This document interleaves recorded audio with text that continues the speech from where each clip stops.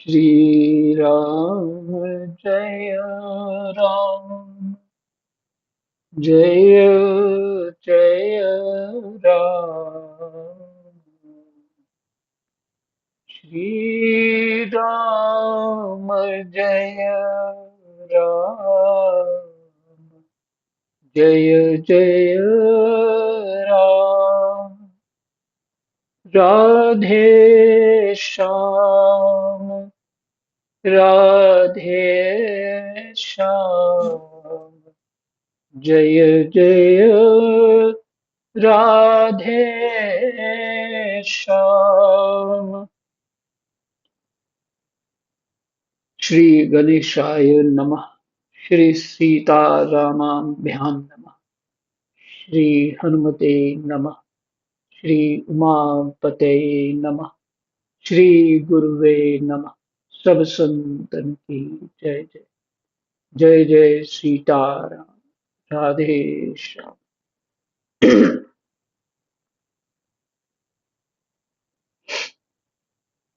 श्रीमद् भागवत महापुराण चतुर्थ स्कंद चल रहा है। 28वां अध्याय आज।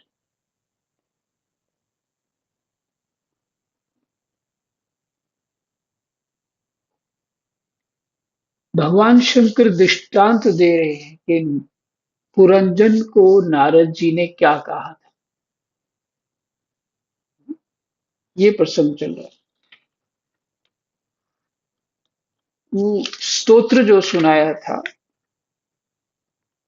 उसके लक्ष्य को लेकर के भगवान शंकर जी समझा रहे हैं।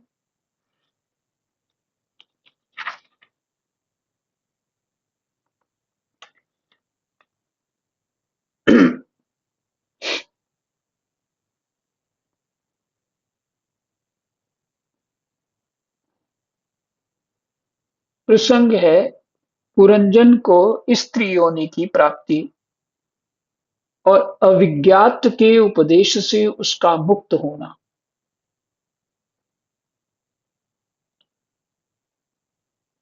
श्री नारद जी कहते हैं, राजन,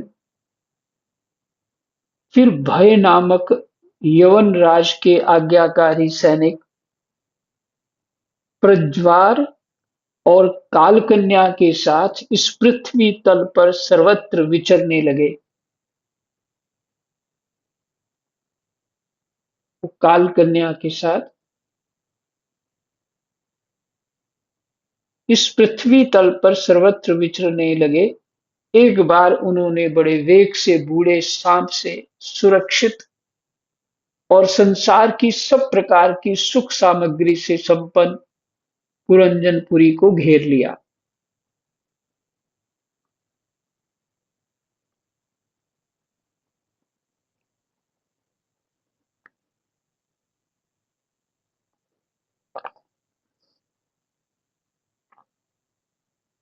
तब जिसके चंगुल में फंसकर पुरुष शीघ्र ही निस्सार हो जाता है, वह कालकन्या बालाहत उस पुरी की प्रजा को भोगने लगी।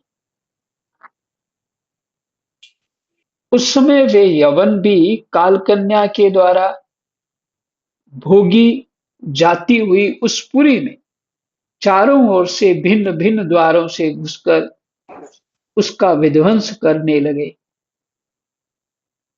पुरी के इस प्रकार पीड़ित किए जाने पर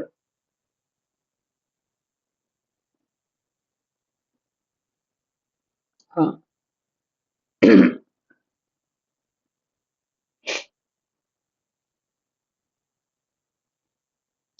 पुरी के इस प्रकार पीड़ित किए जाने पर उसके स्वामित्व का अभिमान रखने वाले तथा ममताग्रस्त बहुकुटुंबी राजा पुरंजन को भी नाना प्रकार के क्लेश सताने लगे।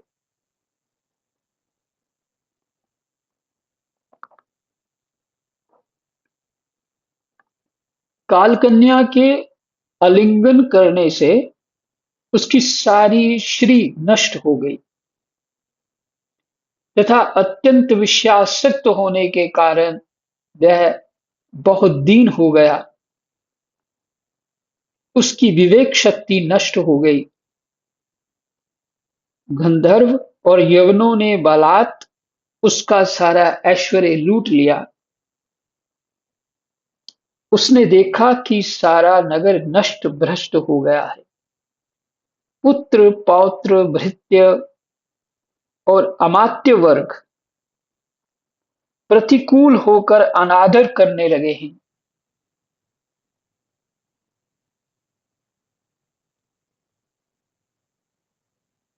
स्त्री स्नेह शून्य हो गई है। मेरी देह को काल कन्या ने वश में कर रखा है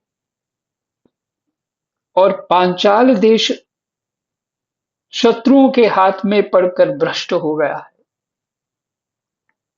यह सब देखकर राजा पुरंजन अपार चिंता में डूब गया और उसे उस विपत्ति से छुटकारा पाने का कोई उपाय न दिखाई दिया। कालकन्या ने जिन्हें निस्सार कर दिया था, उन्हीं भोगों की लालसा से वह दीन था। कालकन्या ने जिन्हें निस्सार कर दिया था, उन्हीं भोगों की लालसा से वह दीन था। अपनी पारलौकिकी गति और बंधुजनों के स्नेह से वंचित उसका चित्त केवल स्त्री और पुत्र के लालन पालन में ही लगा हुआ था। ऐसी अवस्था में उनसे बिछुड़ने की इच्छा ना होने पर भी उसे उस पुरी को छोड़ने के लिए बाध्य होना पड़ा,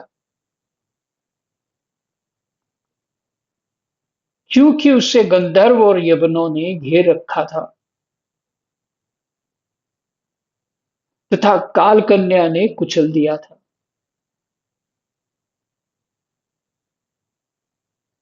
इतने में ही यवनराज भय के बड़े भाई प्रज्वार ने अपने भाई का प्रिय करने के लिए उस सारी पुरी में आग लगा दी। जब वह नगरी जलने लगी, तब पुरवासी सेवक वृंद, संतान वर्ग और कुटुंब की स्वामिनी के सहित कुटुंब वत्सल पुरंजन को बड़ा दुख हुआ। नगर को कालकन्या के हाथ में पड़ा देख उसकी रक्षा करने वाले सर्प को भी बड़ी पीड़ा हुई, क्योंकि उसके निवास स्थान पर भी यवनों ने अधिकार कर लिया था और प्रज्वार उस पर भी आक्रमण कर रहा था, जो उसका भाई था प्रज्वार यवन का। जब उस नगर की रक्षा करने में वह सर्वथा असमर्थ हो गया, तब जिस प्रकार जलते हुए वृक्ष के कोटर में रहने वाला सर्प उसे निकल जाना चाहता है, उसी प्रकार उसने भी महान कष्ट से कांपते हुए वहां से भागने की इच्छा की। उसके अंग प्रत्यंग ढीले पड़ गए थे तथा गंधर्वों ने उसकी सारी शक्ति नष्ट कर दी थी। अतः जब यवन शत्रुओं ने उसे जाते देखकर रोक दिया, तब वह दुखी होकर रोने लगा। गृहासक्त पुरंजन देह गेह आदि में मैं मेरे पन का भाव रखने से अत्यंत बुद्धिहीन हो गया था। यहां से बात पकड़ लेनी चाहिए। वैसे तो प्रसंग सारा ही बहुत मार्मिक है, इसको आगे चल के खोलेंगे नारद जी। ये पुरंजन कौन है, वो स्त्री कौन है, यवन कौन है, ये 5 फन वाला सर्प कौन है, ये आगे प्रसंग आएगा। पर इसमें जो विचार करना है, गृहासक्त पुरंजन देह गेह आदि में मैं मेरेपन का भाव रखने से अत्यंत बुद्धिहीन हो गया था।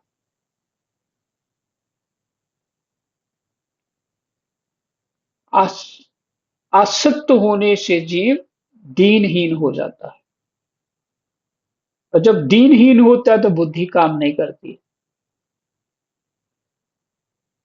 स्त्री के प्रेम पाश में फंस कर वह बहुत ही दीन हो गया था। अब जब इनसे बिछुड़ने का समय उपस्थित हुआ, तो वह अपनी पुत्री, पुत्र, पौत्र, पुत्रवधू, दामाद, नौकर और घर खजाना तथा अन्य अन्य जिन पदार्थों में उसकी ममता भर शेष थी, उनका भोग कभी का छूट गया था। उस सबके लिए इस प्रकार चिंता करने लगा, हाय मेरी भार्या तो बहुत घर गृहस्थी वाली है। जब मैं परलोक को चला जाऊंगा, तब ये असहाय होकर किस प्रकार अपना निर्वाह करेगी, क्योंकि आसक्त है ना। ये मीरा जी के सेवकों की तरह अपने आप को सेवक नहीं मान रहा ना।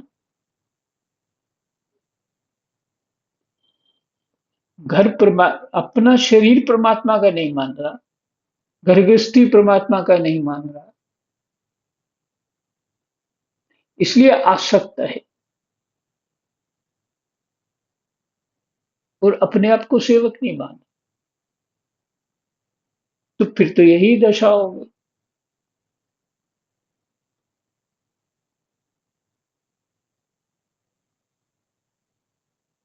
फिर से जिन पदार्थों में उसकी ममता भरशेष थी, उनका भोग तो कभी का छूट गया था।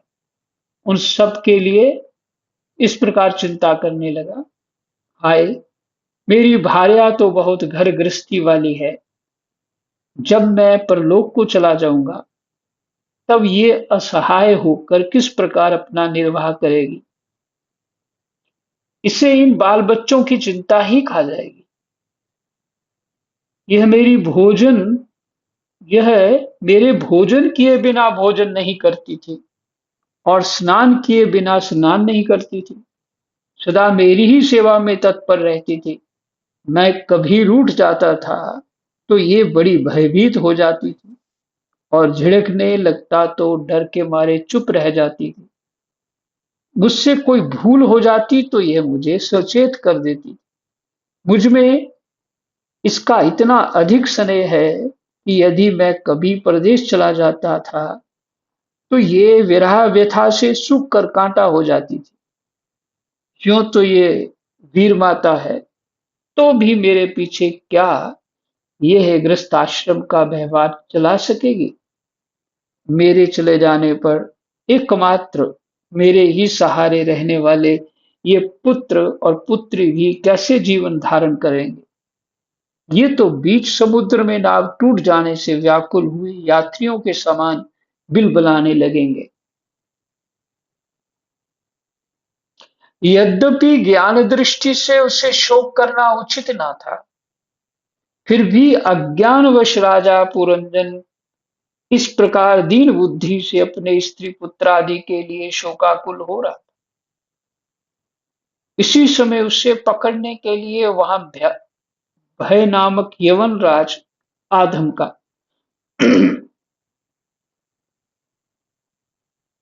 जब यवन लोग उसे पशु के समान बांधकर अपने स्थान को ले चले, तब उसके अनुचरगण अत्यंत आतुर और शोकाकुल होकर उसके साथ हो लिए। यवनों द्वारा रोका हुआ सर्प भी उस पुरी को छोड़कर इन सब के साथ ही चल दिया। उसके जाते ही सारा नगर छिन्न भिन्न होकर अपने कारण में लीन हो गया। जो नगर बना हुआ था, उस सब छिन्न भिन्न होकर समाप्त हो गया, अर्थात अपने कारण में मिट्टी था मिट्टी हो गया। इस प्रकार महाबली यवनराज के बलपूर्वक खींचने पर भी राजा पुरंजन ने अज्ञानवश अपने हितैषी एवं पुराने मित्र अविज्ञात का स्मरण नहीं किया।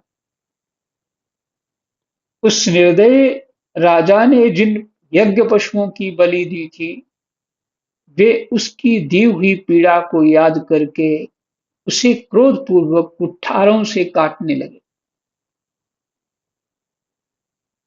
वही पशु, वह वर्षों तक विवेकहीन अवस्था में अपार अंधकार में पड़ा निरंतर कष्ट भोगता रहा। स्त्री की आसक्ति से उसकी ये दुर्गति हुई थी। अतः अंत समय भी पुरंजन को उसकी उसी का चिंतन बना हुआ था। इसलिए दूसरे जन्म में वह नृपश्रेष्ठ विदर्भराज के यहाँ सुंदरी कन्या होकर उत्पन्न हुआ। कौन? यही पुरंजन।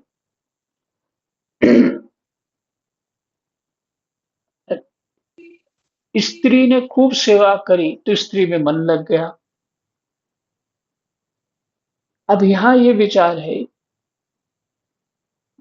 किसी भी कारण में किसी में भी मन लग जाए, बस वही गति हो जाए। चाहे किसी ने इतना कष्ट दे दिया कि चिंतन उसका ही होता रहता, द्वेषवश उसका ही चिंतन हो जाता, वही रूप हो जाए, फिर वही रूप हो जाएंगे। इसलिए शास्त्र कहते हैं राग और द्वेष, द्वेष तो शत्रु से होता है और राग जो सेवा करता है, जो सुख देता है, उससे होता है। ना राग परमात्मा की ओर जाने देता है, ना द्वेष।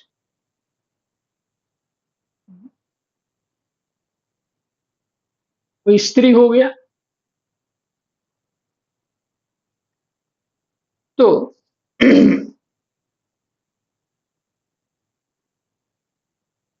जब ये विदर्भ नंदनी विवाह योग्य हुई, ये पुरंजन ही है, तब विदर्भ राज ने घोषित कर दिया कि इसे सर्वश्रेष्ठ पराक्रमी वीर ही ब्याह सकेगा। तब शत्रुओं के नगरों को जीतने वाले पांड्य नरेश महाराज मलयध्वज ने समर भूमि में समस्त राजाओं को जीतकर उसके साथ विवाह किया। पांड्य नरेश महाराज मलयध्वज ने, उससे महाराज मलयध्वज ने एक श्यामलोचना कन्या और उससे छोटे 7 पुत्र उत्पन्न किए। 7 पुत्र जो आगे चलकर द्रविड़ देश के 7 राजा हुए। अब इससे स्पष्ट होता है कि हम कितनी बार स्त्री बन गए, कितने बार पुरुष बन गए, क्या क्या नहीं बने। जहां जहां चित्त गया वही वही बन गए। यही है हमारी सिद्धि। जीव जिसमें चित्त लगा देता है वही बन जाता है, पर दुर्भाग्यवश परमात्मा में चित्त नहीं लगाता, यही भूल हो जाती है।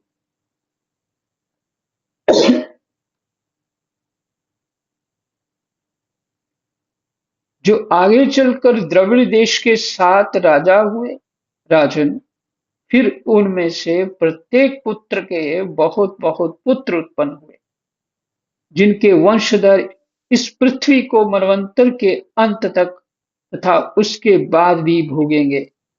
राजा मलयध्वज की पहली पुत्री बड़ी व्रतशीला थी।